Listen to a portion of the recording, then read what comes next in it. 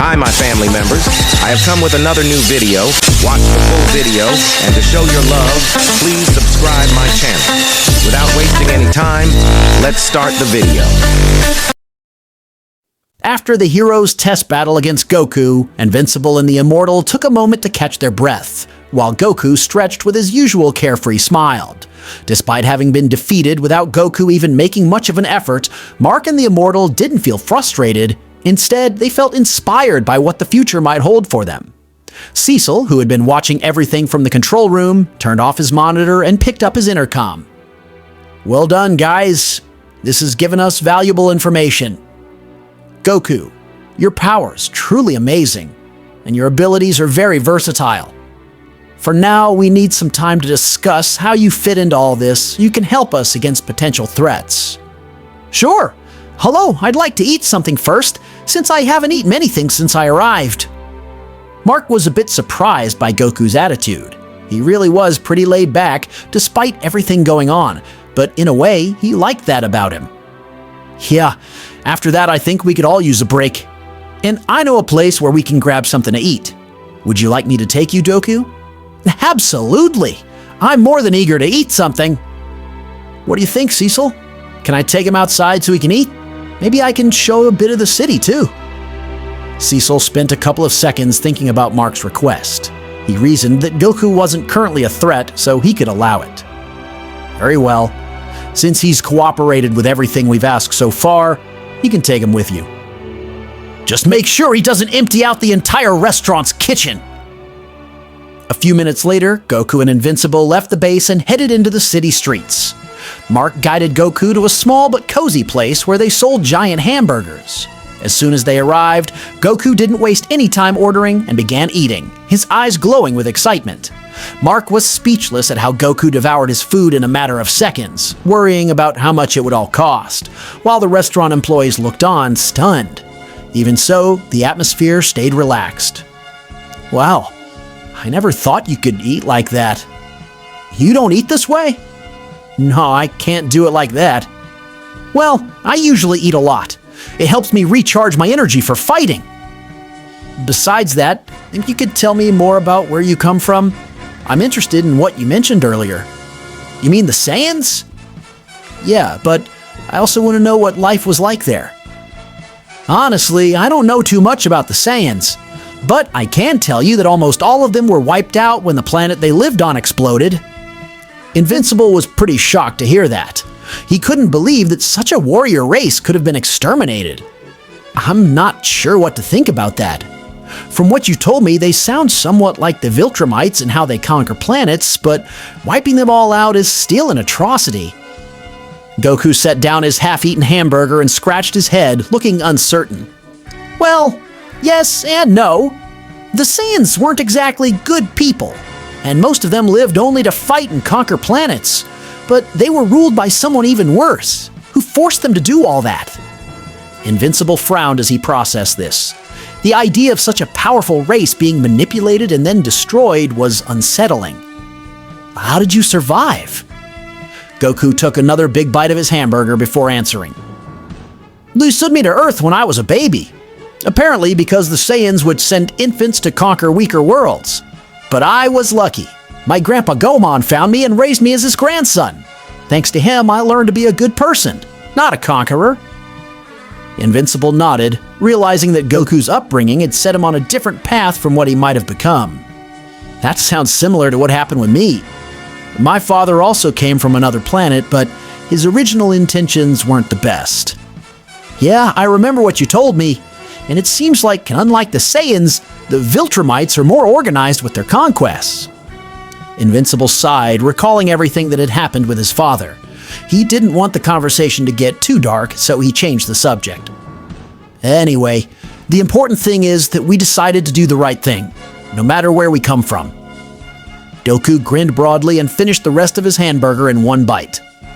"Exactly, and that's why I always train. You never know what kind of enemy might show up. Speaking of that, I'm surprised at how strong you are. I think you could even beat a Viltrumite without any trouble." Goku folded his arms, mulling over how powerful a Viltrumite might be. "That sounds interesting. I've never fought one, but if they're as tough as you say, I wouldn't mind giving it a try. Invincible smiled, feeling more comfortable with Goku. Despite Goku's overwhelming power, his friendly, easygoing personality made him pleasant to be around. But right then, Invincible got a call from Cecil, who had detected some unusual activity at the Mauler twins' lab. They had recently escaped from prison under mysterious circumstances.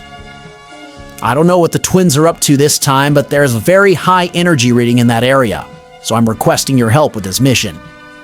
Seriously? Those two escaped again? Alright, I'll head right over. Bring Goku with you while you're at it. This will be a good chance to see how he handles this kind of situation and assess his performance. Got it?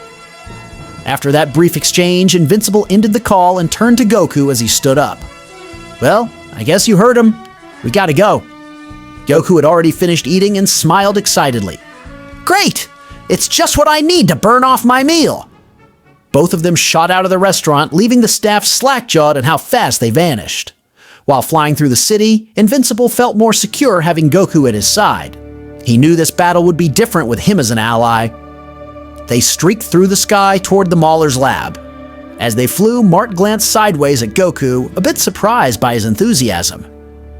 I'm not sure what to expect from the Maulers this time, but if Cecil detected a high energy reading, they're definitely cooking up something big. That sounds fun. I like it when the enemies are strong. It makes things more interesting. I don't know if fun is the word I'd use, but at least we'll be ready for anything. What neither Goku nor Invincible knew was that the Mauler twins weren't acting alone. They were working with Angstrom, specifically his normal pacifist version from before he turned evil. He was the one who'd freed them from prison, but only so they could build a machine for all his variants and absorb their knowledge to improve life conditions in every reality. When they arrived, Goku and Invincible landed with caution. From the outside, the Mauler's lab looked more heavily fortified than before, causing Mark to frown. I wonder why this place is so reinforced. Don't worry, I'm sure we'll handle this in no time. After saying that, Goku quickly sensed the energy of the people inside the lab, surprised by how many there actually were. But what was most bizarre was that although several presences were inside, most felt exactly the same, like clones. There's definitely something weird going on in there. We'd better figure out what it is. Invincible nodded, and both decided to force their way in before anything else could happen. In a flash, they broke through the walls to enter and locate the Mauler twins. Because of the tremors caused by the collapsing walls, the twins immediately realized someone had busted in.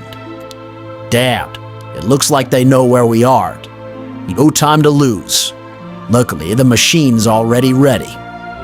Good, then we have to use it right now. With that, the main Angstrom stepped up to a huge machine and connected his head to a helmet. He wasn't the only one went to it though. There were many Angstrom variants attached as well, all normal versions, but the main one was the one who could open portals to different universes. As mentioned before, the goal was to absorb all of his variants' knowledge in order to find the solutions to the world's problems and bring peace with that information. The only catch was that it needed time to load everything in a stable way. Otherwise, it could be dangerous. But while the machine was still loading, Goku and Invincible made their way through the facility until they finally reached the Mauler twins and their equipment. Goku focused on them, noticing that both twins had exactly the same energy signature, as if they were the same person, confirming to him that they were clones. Meanwhile, the twins were surprised to see Invincible accompanied by someone they didn't recognize. Great. As if it wasn't enough before, now there's another hero. Do you really have to ruin everything? We're in the middle of a revolutionary breakthrough, something that will change all realities. He said this while keeping quiet about the true arrangement with Angstrom. Invincible folded his arms, not believing a word of it. Right, because the last time you tried a revolutionary breakthrough, you nearly destroyed the city. What are you up to now? The other Mauler, irritated, pointed at Angstrom to buy time. We're gathering knowledge from multiple versions of Angstrom in other dimensions. There's nothing illegal about that.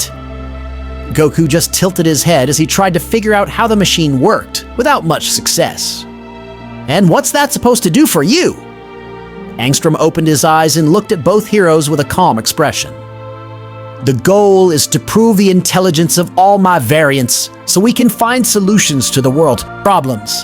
Hunger, poverty, wars. Everything can be resolved with the right knowledge. Invincible raised an eyebrow at their so-called plan, remaining skeptical. And how is this machine supposed to do that without blowing up?